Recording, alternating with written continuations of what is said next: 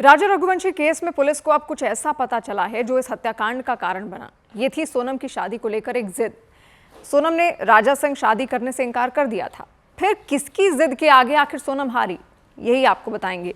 देखिए, इंदौर के कारोबारी राजा रघुवंशी आज जिंदा होते अगर सोनम रघुवंशी को जबरन शादी के लिए मजबूर न किया जाता।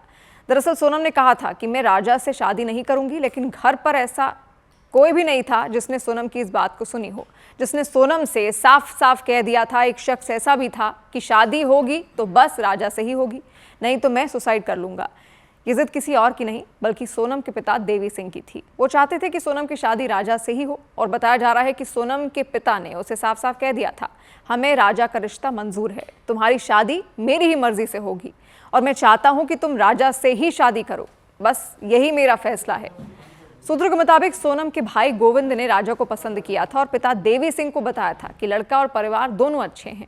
इसके बाद पिता देवी सिंह ने सोनम राजा की कुंडलियां मिलवाई, और जैसे ही कुंडली मिलान हुआ तो परिवार ने तय कर लिया कि सोनम की शादी राजा से ही होगी।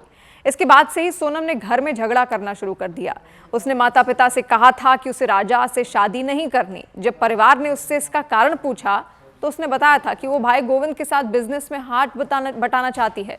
सूत्रों का यह कहना है कि सोनम ने जब भाई के साथ बिजनेस में हाथ बटाने की बात कही तो उसके इस जवाब में पिता देवी सिंह संतुष्ट नहीं थे। उन्हें सोनम को लेकर कुछ शंका थी, इसीलिए वो जिद पर अड़ गए कि शादी होगी तो उनकी मर्जी से।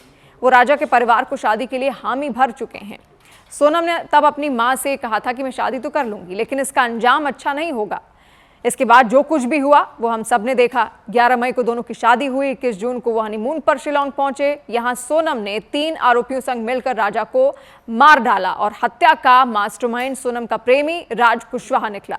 फिलहाल 5 आरोपी न्यायिक हिरासत में है और मामले में कार्रवाई जारी है।